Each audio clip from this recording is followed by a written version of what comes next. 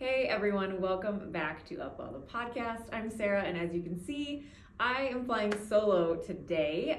Katie's out of town, so you just get me today, and I apologize, you're gonna miss out on our witty banter that we've been starting every episode with. And I actually was just talking to the camera before I started rolling because Katie edits all of our videos, so I sent her a little love note prior to hitting record for you guys. But I was saying that every time I do a solo episode, I must not do a very good thorough mirror check before I hit record, because there's always a piece of hair doing something on its own. So if it's like that today, I apologize. I tried to triple check, but here we are.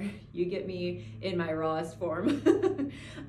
So I'm gonna jump right in because, like I said, Katie's not with me today, so it's just me, and I'm talking about gut health. It's something that I've wanted to share with you for a while. It's a big hot button topic right now in social media, in the media in general, and in the health space. So as you know, I'm a wellness coach and a personal trainer and a nutrition coach. So I love helping people optimize their health, and gut health is such a big foundational part of that. So I'm going to talk a lot about some of the things that could inhibit your gut health and some of the signs and symptoms that you could experience if your gut flora is imbalanced.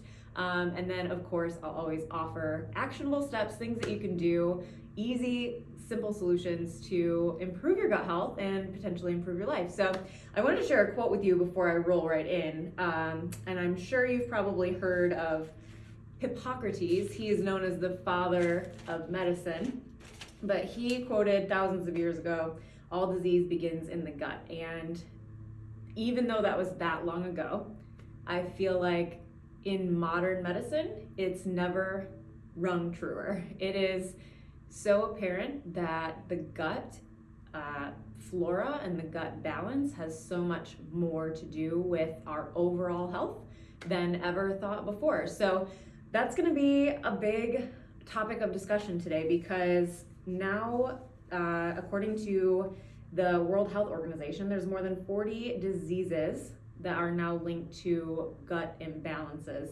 Some of those are including neurological disorders and depression, arthritis and joint pain, skin disorders like eczema, irritable bowel syndrome, and even certain cancers. So I want to make sure that you guys feel educated and empowered by the time this episode is over, so that way you know what to look for if you're experiencing any of the symptoms we talk about, and some things that you can do to combat them and hopefully live a long, healthy life.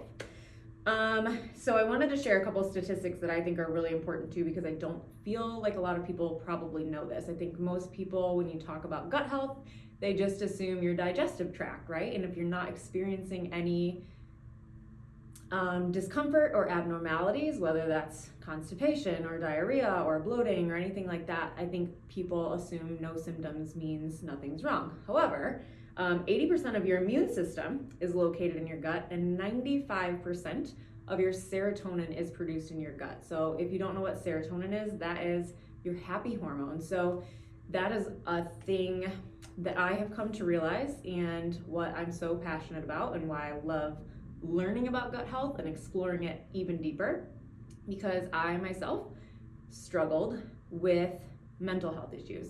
I was anxious and depressed for a number of years prior to turning my health around for the better. And unfortunately, the Western medical system doesn't necessarily support looking for the root cause. So at a very young age, in my early 20s, I was put on numerous medications to combat the symptoms of anxiety and depression. And unfortunately, after a few months of taking them, I didn't know myself anymore. I didn't feel very good. I tell people, they're like, well, how did you feel when you took those? Did you feel less anxious or less depressed? And I said, yeah, but I felt less.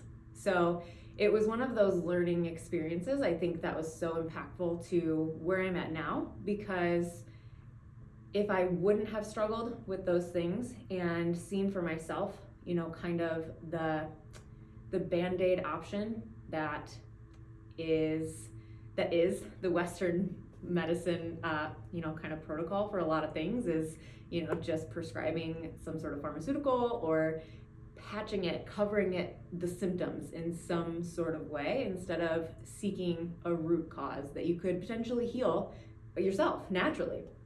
We won't get into why all that is, probably a controversial topic, but we will someday. So anyway, that's kind of my backstory with my own personal mental health struggles. And like I said, I've overcome those things, but it was because I took a look at my own lifestyle. I looked at the things that were causing those symptoms and those illnesses, and I started to become very aware of what I could do to improve all of those things. So that's what I want to share with you today. First, let's talk about how you know if you're struggling with a gut imbalance. Like I said, outside of the normal bloating, constipation, maybe some diarrhea, acid reflux, those kind of things, people just assume that something's going on in their digestive tract. But there's so many other signs and symptoms that can give you a heads up or a warning way in advance that have absolutely nothing to do with how your stomach or your bowels are performing.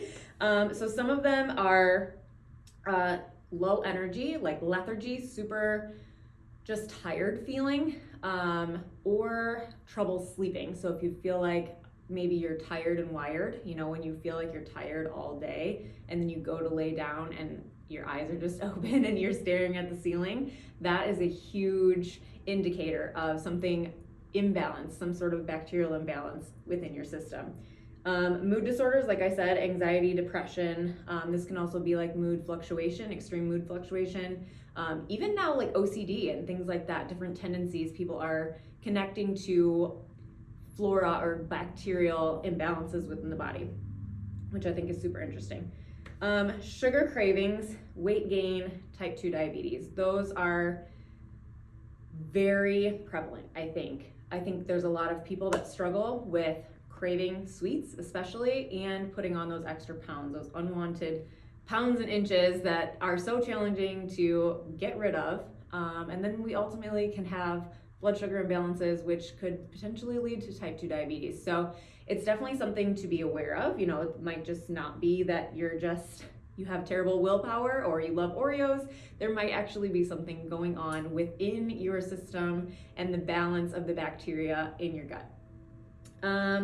Skin problems are a huge one. I actually struggled with this too for a long time. I had pretty cystic acne where you couldn't necessarily see it all the time, but you could feel it. It was painful, and they would last for weeks on end. But yeah, acne, eczema, dry patches, anything like that, any skin abnormality that isn't you having supple, glowing skin can often be directly tied to the health of your gut. Another big one, I actually struggled with this one too, migraines and headaches. So frequent headaches on a reoccurring basis. They can be hormonal sometimes, obviously too, but that's also directly tied to your gut. So if you struggle with headaches or frequent migraines, this is definitely something, this is an episode for you because there's a lot of things that you can do to support the natural healing of your body.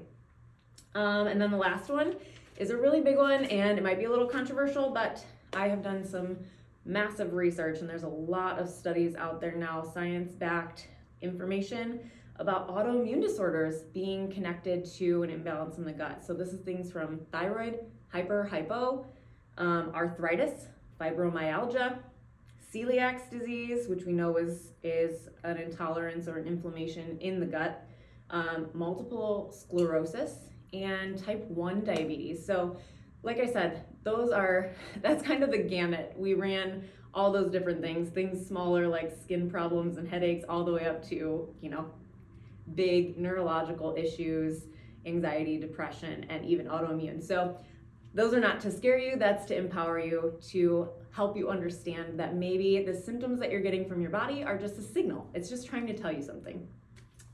Okay, so let's talk about what destroys your gut flora. So your gut flora is made of a huge amount of bacteria. There is more bacteria in your gut than there are humans on the earth.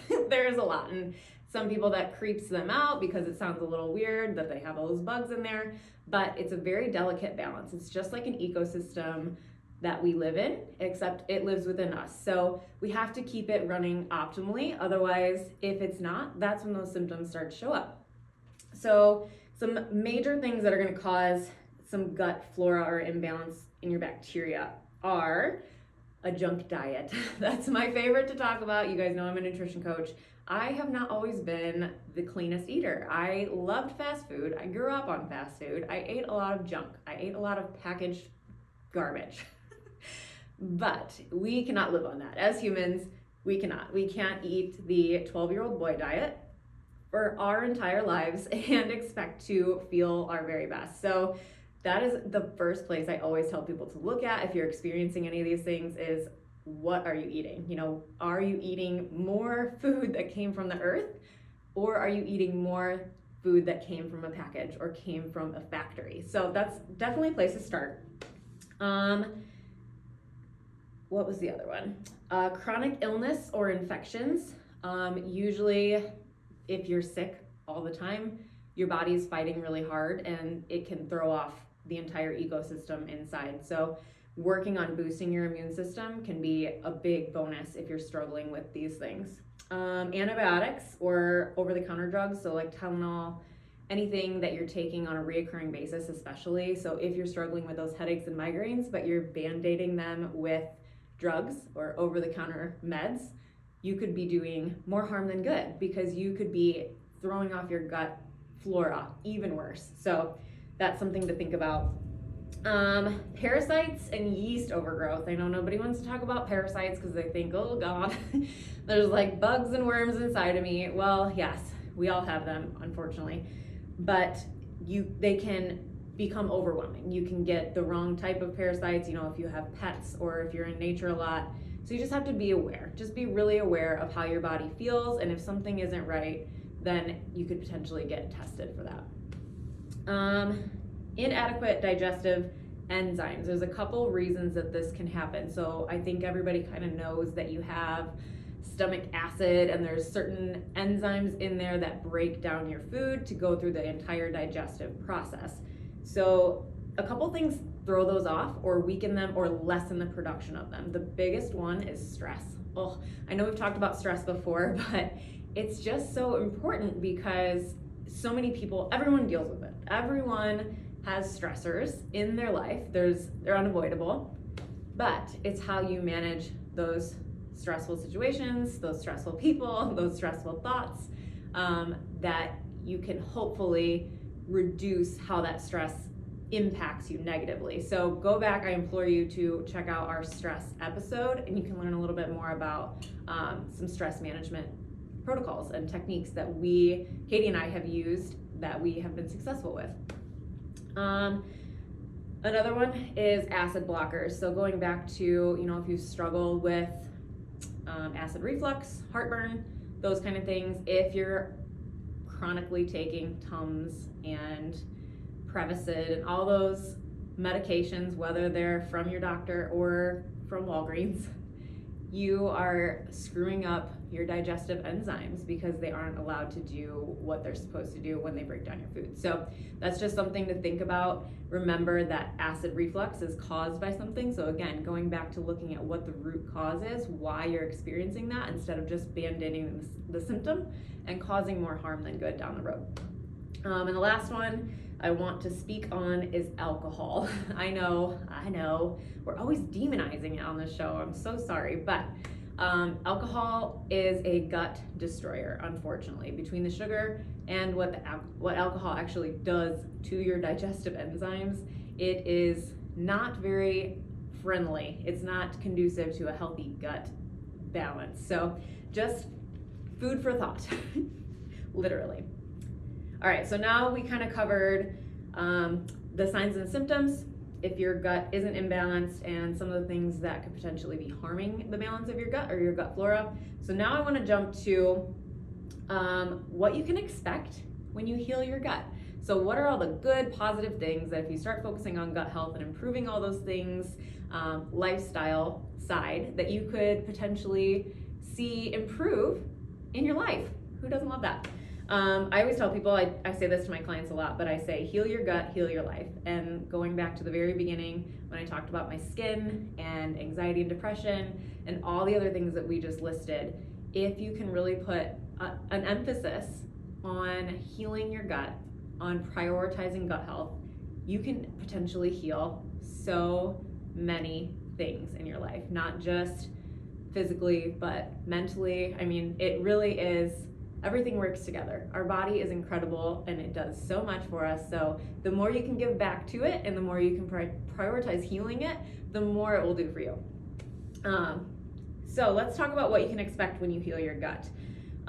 It's pretty much going to be the reverse of everything. So your mood's going to improve, your mental function is going to improve, anxiety symptoms, depression symptoms are going to be reduced or even completely eliminated. I can say now, I mean, I have a lot of other strategies that I use, but focusing on my overall health, on my nutrition, has completely eliminated most of those symptoms for me. I mean, obviously there's still days where it's just stressful and I want to rip my hair out, or there's certain situations, but those are unavoidable, right?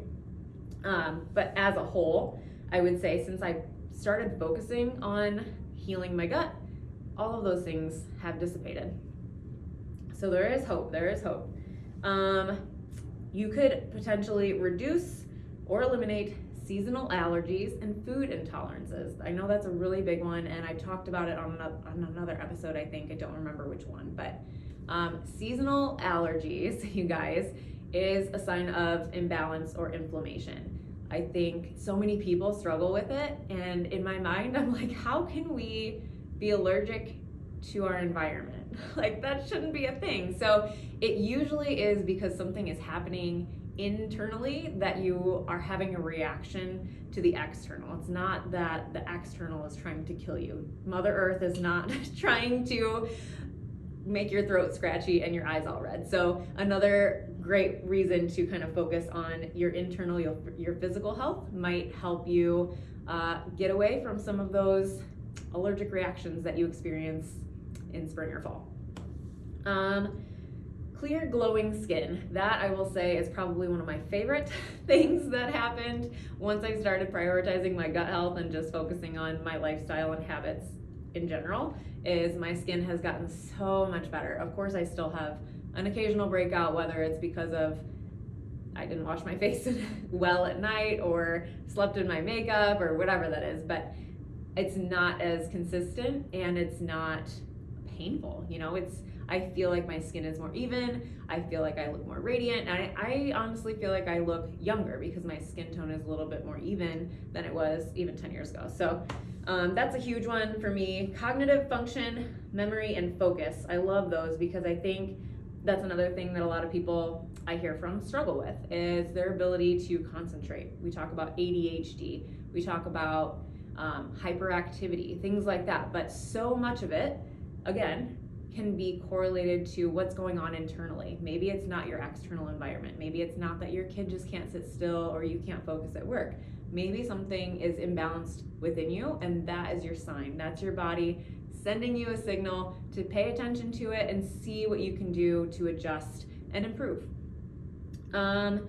Increased sustained energy. This is a good one too, because that, I think, in America, we struggle with. We so struggle with feeling energized all day long. Like, you might wake up and you feel okay, or maybe you feel anxious in the morning like I used to, but then until that coffee kicks in, you aren't really energized for the day. And as soon as it wears off, it's kind of over. So I think another huge bonus of focusing on your internal health is seeing it reflect in your energy levels and just how much better you feel all the way through the day without a second cup of coffee.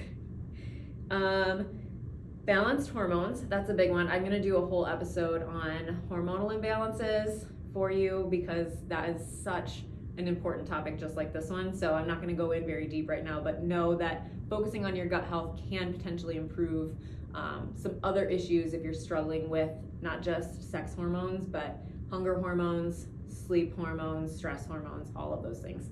And the last one is enhanced resilience. You're going to lower your risk of disease and chronic illness right away. As soon as you start to improve your internal environment, the less susceptible you are, the less likely you're going to be to come down with a chronic illness or a disease that we talked about at the beginning. So again, going back to focusing on how can you improve the inside, how can you improve the internal environment, and improve your gut health to make sure that hopefully you can avoid a lot of those things. Okay, so now we get to the meat and the potatoes. That was a lot of information. I hope you guys are still with me. Let's talk about how you can heal your gut, right? So we talked about signs and symptoms. We talked about, what did we talk about? What destroys your gut, so the things you don't want to do, and then what you can expect when you heal your gut. But let's talk about how you do that. How do you actually focus on improving your gut health, balancing your gut flora, and feeling your best? So these are some of my personal recommendations, and then I'm going to give you a little bit more of a pinpointed plan for yourself, so that way you have a strategy to use so that you can follow through on these things and then actually implement them and see how you start to feel. Number one, going back to it, clean up your diet. You have to focus on what you're putting in your stomach first and foremost. That's going to be the first target, right? The first point of impact is going to be what you actually eat. So making sure that you're getting rid of ultra processed foods as much as possible. So that's drive-throughs, that's eating out, that's anything that comes in a package that's got a ton of ingredients, you guys. If you're shopping at the store and most of the things you're getting are chips and cookies and snacks, you can almost guarantee that your gut flora is not in impeccable condition. So just be aware, start to shop the perimeter a little bit more, start to incorporate more fruits and vegetables, up your protein intake, clean food, real whole food, more than processed food. You know, it doesn't have to be 100% flip the switch. That's almost impossible in this day and age. But if you can prioritize eating really well the majority of the time, you're going to see a huge difference. Another tool that you could utilize, and I'll do a whole episode about this at some point too, but I do have a video on my YouTube channel about intermittent fasting. So if you're interested in learning the tool of fasting and how you could use different protocols to help heal your gut, I implore you to go find that on my YouTube channel so that you can have some more background information on fasting. Again, it's not a starvation thing. There's a lot more that goes into it. So please check that out. Hope to do a future episode for you on that as well.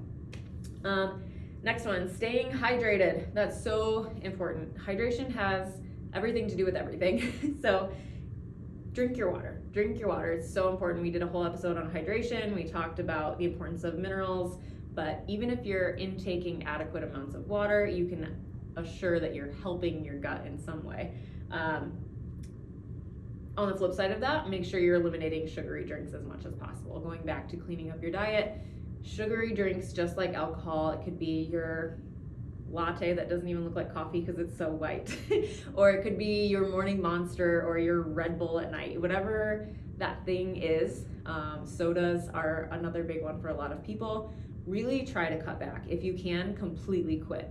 It's such a huge deterrent to your overall health and your gut health that it's definitely worth exploring your ability to completely get rid of it altogether. I used to be a Dr. Pepper girl. I'm not gonna lie. I liked a good Dr. Pepper. I actually really like Dr. Pepper floats, talking about crab diets. I loved ice cream and Dr. Pepper. Anyway, old Sarah, new Sarah tries not to eat like that too often.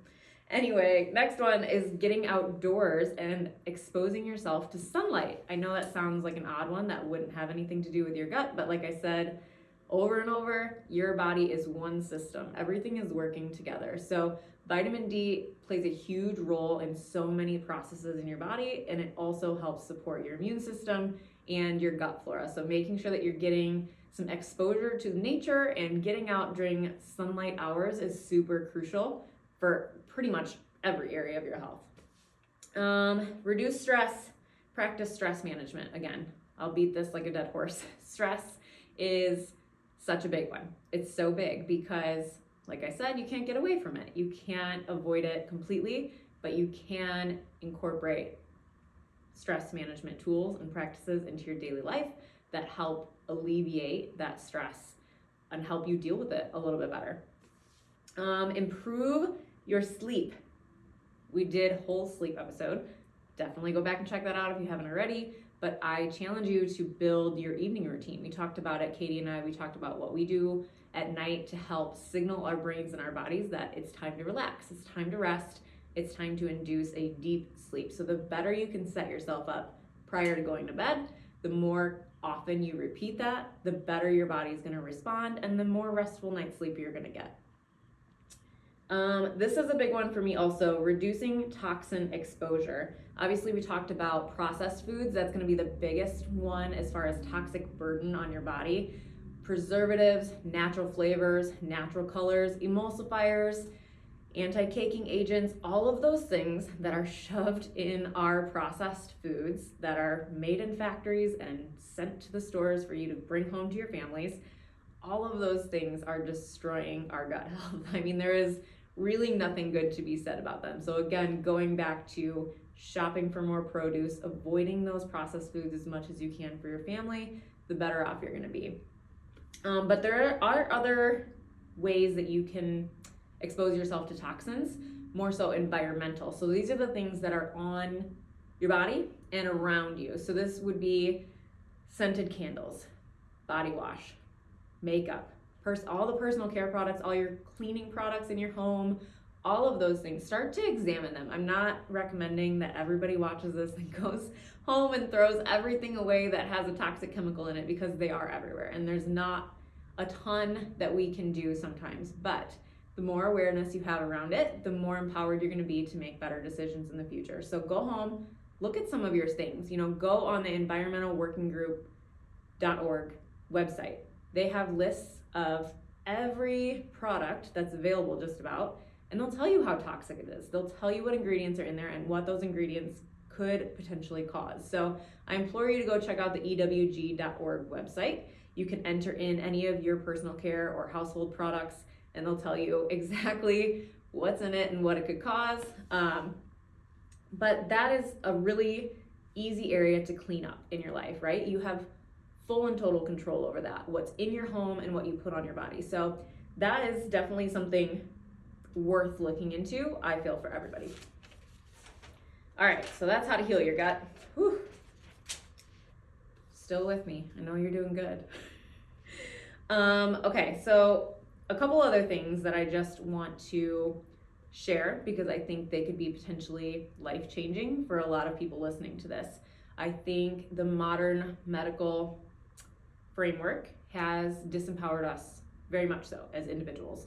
We outsource our health. We put all of our faith in doctors, scientists, all of those things, and we sometimes forget to listen to our own bodies and listen to the symptoms and the signs and the things that our body is trying to tell us. So I really implore you to be your own advocate, right? Always trust your gut. We're talking about gut health, but really trust your body. If it for sure is trying to tell you something and doctors are telling you it's in your head, or you're crazy, or just want to write it off and write it on a pad and send you on your way to pick up a prescription, question that. Question everything. If it doesn't feel right to you, it's probably not right. So be your own advocate. Find other ways to support your body. You guys, I just gave you a super short list, but there are a million billion things that you can do to be 1% better tomorrow than you are today. So start being really observant of your life. Be observant of how you treat your body, what you bring into your home, what you eat, all of those things. It's not a place to judge yourself or make yourself feel bad, but the more awareness you can gain around it, the more opportunity that you have to improve in the future. So just finding ways to support your body, being your own advocate, and staying curious. You guys, keep learning. As soon as you stop learning, you're dead. I really do believe that. I think it's something we don't put enough time and effort into our daily lives, is learning. And I know Katie has the same sentiment as I, but that's why this podcast is just so important to us, because we want to provide that for so many people that don't have a ton of time or resources, or the energy at the end of a long day to go online and start researching gut health. So again, these are just some of the topics that we share. We just feel like are important for you to learn a little bit more about. And that way it piques your curiosity. So if there's something that you want to look more into, look a little bit deeper, now you have some of the tools, you can find some resources and be able to do your own research. Okay, so there's one last little section I want to give you because we talked about improving your gut health, but I want to give you a very structured way to do that. So I want to talk about things that you can add to your life to help support your gut flora and improve the gut balance, and some things that you could potentially remove. When I tell people to remove things, it doesn't necessarily mean forever, and it doesn't mean 100% of the time. But I challenge you when I go through the list of things to remove that will improve your gut health, I challenge you to do that for a stretch of time, for a week, for 2 weeks. Try to get rid of those things because that gives your body the advantage. It gives it the time to heal, the time to find balance, and then you start to really see the improvements that we talked about. So let's talk about some of the things that you can add. We'll talk about things that you could add into your current lifestyle just to help support your gut and improve your gut health overall. Cultured foods are a big one. So that's like yogurt, kefir, even like sour cream, anything like that. Usually it's some sort of dairy product. You can usually find non-cow dairy products that are also cultured though. So you can find coconut yogurt, goat yogurt, all sorts of different things. So depending on your tolerance for dairy in general, you can find all sorts of options for cultured foods. Fermented foods are another one, and beverages. So that's sauerkraut, kimchi is a good one. That's like an Asian cabbage, I want to say. It's like fermented cabbage. I use it in salad dressings a lot. And beverages. So I love kombucha. That's a great one. Sometimes it can be high in sugar, so you have to watch out for that. But kombucha is a good addition to your gut health protocol. High fiber foods, fiber. That is kind of a nutrient that is overlooked a lot in our overall health picture. So making sure that you're intaking adequate amounts of fiber each day is so beneficial, not just to your gut, but pretty much how everything is functioning in your body. So make sure that you're upping your fiber intake. You can look online for high fiber foods, find ways to add them into your snacks and your meals, and see if you can hit, I believe the standard is 25 grams a day. I try to shoot for 30 just because that's what feels good to me, but you'll be surprised if you track for a few days, if you use like MyFitnessPal and you add up your foods and you see how much fiber you're getting, you might be falling very short. So track that and see where you come up, and then I implore you to go kind of dabble in high fiber foods and see what you can add into your current meals. Anti-inflammatory herbs and spices. This is probably the easiest one to add because you're just flavoring your food with it, right? You can just use them on any of your meals. So things like rosemary, garlic, onion, turmeric is a huge one. I know that's a very popular one. They've even made that into like a supplement that you can take. And cinnamon. So those are some easy ones. There is obviously more. Again, you guys go on Google. You can look up spices and herbs that are good for gut health, but those are just some of the bigger ones that are pretty easy to add into any meal. And then a couple vitamins or supplements that you could potentially look into. I'm not recommending that you go get these. Always talk to your healthcare provider or your practitioner. Maybe you can get some sort of test done to see if you are deficient in any of these. But vitamin D, going back to the outdoor, being in nature part and getting sunlight. If you're not getting enough sunlight exposure, you could potentially get a vitamin D supplement that would help. Omega-3s, if you're not eating a ton of fatty fish, if you live by us in the Midwest, it's not like we've got ample amounts of fish coming in. We aren't anywhere close to the coast, so I definitely supplement with the omega-3s. Even though I love fish, I just don't get enough of it. And then zinc and L-glutamine. Those are some other ones that you can find pretty much any natural food store or supplement store. But again, go do your research. You can always talk to your doctor about these, get some blood panels done or even a hair analysis, and see if you are falling short in any of those. Okay, let's talk about the remove side. This is not the fun side, but I challenge you to write these down and see which ones that you can cut out or cut back on, at least for a couple weeks. and watch your health improve. Number one, alcohol. I know, again, me and alcohol. Alcohol is just, we did a whole episode on it. Go back and watch that one, but it does destroy your gut flora. There's tons of studies out there. I will link some in the show notes so you guys can read a little bit more about it if you're interested to see what actually occurs when you consume alcohol, what it does to your gut bacteria. But try to remove it, get rid of it. We don't have a holiday coming up now until I think Memorial Day. So we've got a little stretch of time where there's not going to be social drinking perhaps, or, parties and such where you feel more obligated to consume alcohol. So see if you can eliminate it for a while and see what improves. Sugar is a big one. And I'm not talking fruit sugars, right? Like sugars in their whole form is different than processed or just white sugar. Eating 2 chocolate chip cookies versus eating an apple is completely different for your gut flora. First of all, fruit is going to contain fiber, so that's another great way to up your fiber intake is to consume more fruit. But sugar is devoid of nutrients, and bad gut bacteria feeds on sugar. So the more sugar you consume, the more that bad bacteria that can get overpowering to the good bacteria and cause imbalance, the more you're feeding it. So try to reduce your sugar intake. Again, I know one of the symptoms is sugar craving, so it's kind of hard to potentially remove that completely, but see if you can reduce it for a while. See if you can have one treat a week versus having a treat every night, and see what starts to change in your body. Gluten is a huge one. This is probably controversial too, but gluten in America is a little bit different than gluten in other countries. We use a lot more pesticides.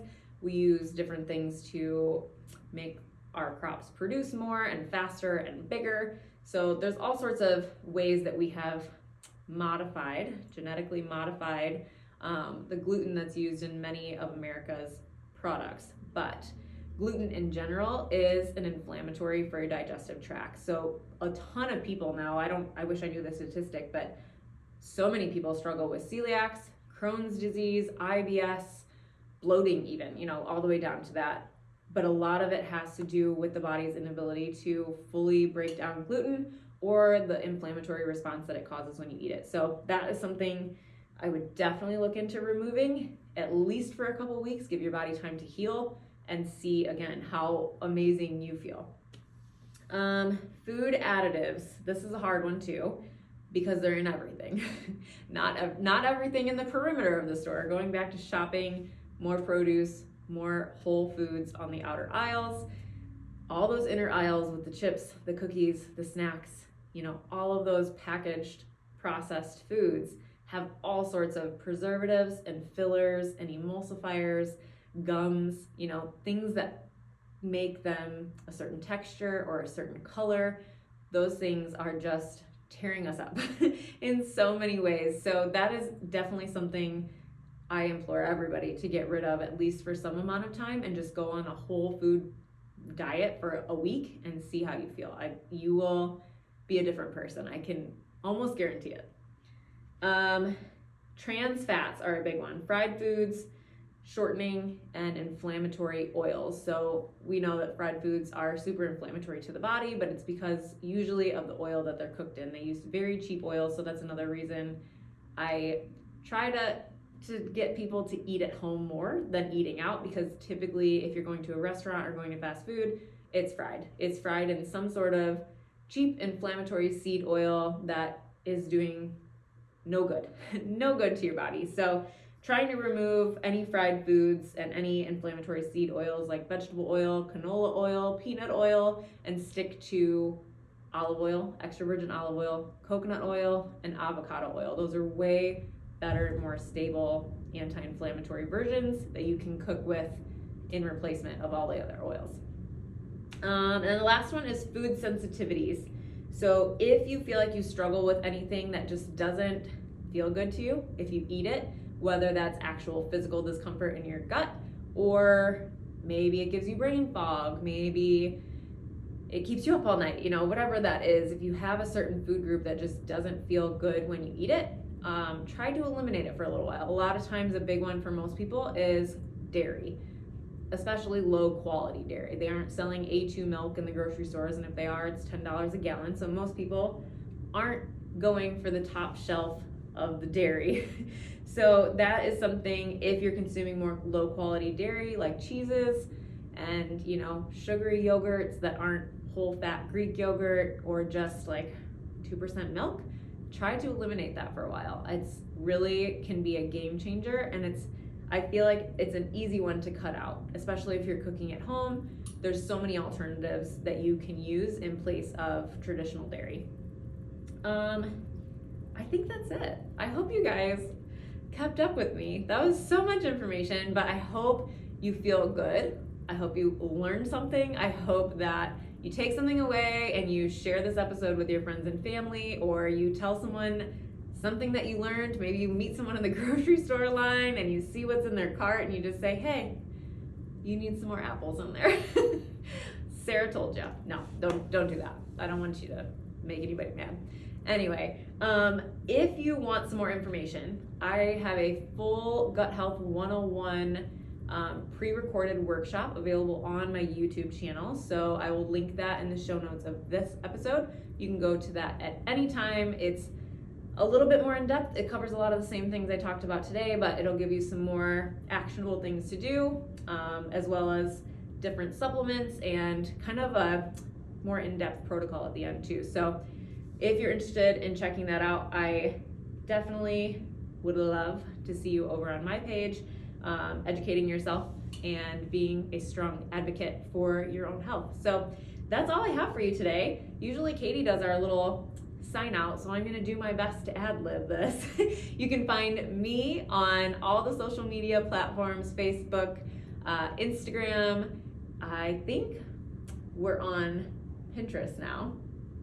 Anyway, I have a YouTube, but it's all at Sarah Behrens. Katie is at Barefoot Katie, barefoot.katie, I believe, on all the social platforms. And then you can find us together and the podcast at UpWell The Podcast, anywhere you can find anybody. And I am happy that you joined me. We will be back together next week for another episode. Until then, take care of yourselves. Take care of each other, take care of the world around you, and have a great day.